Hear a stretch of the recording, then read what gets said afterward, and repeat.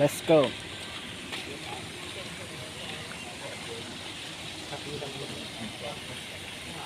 บรรยากาศสวนออร์แกนิกปากซอง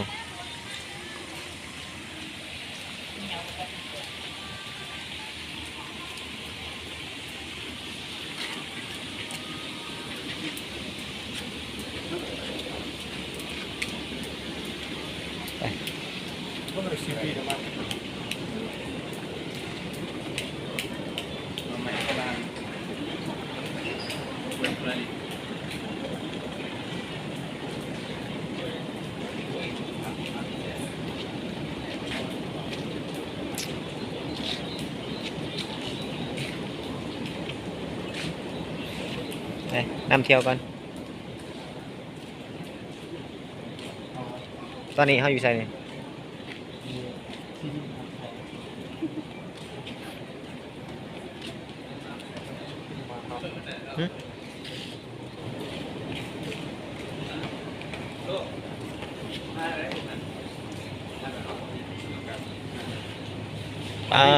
มักอื้อใหญ่พี่น้อง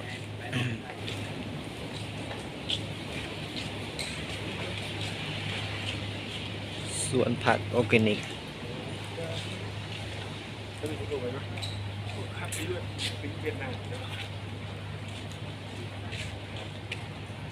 สวยงามแท้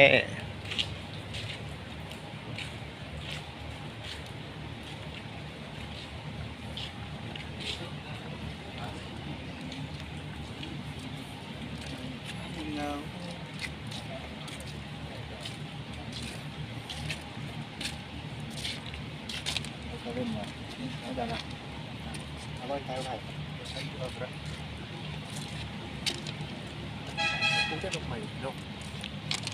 ข้างในมันเป็นส่วนมันเป็นผักเป็นปลูกผลผักเป็นได้นะเนี่ยก็เลยเป็นมีผักทุกชนิดนะงามเนาะ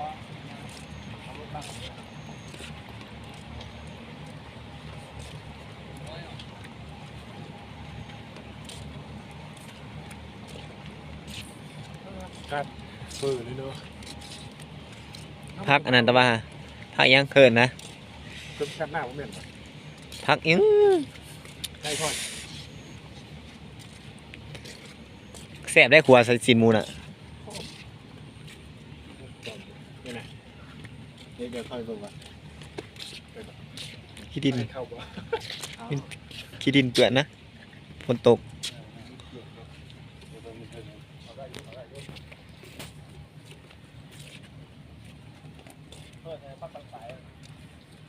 มันมีคนซื้อเข้าเนี่ยได้ฟาดเดี๋ยวให้ไกด์เพิ่นคอยเป็นมือกล่องให้เพิ่นเลยนี่จะให้เขาให้เพิ่นนี่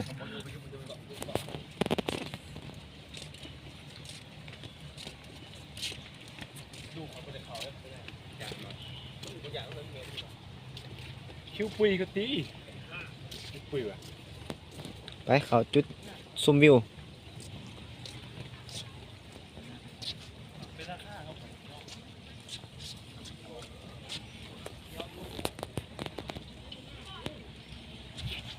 เอาเลย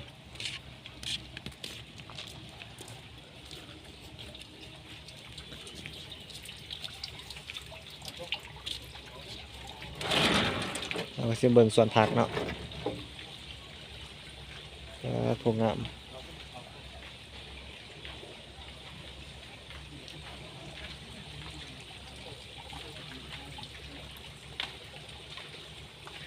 งามอาลี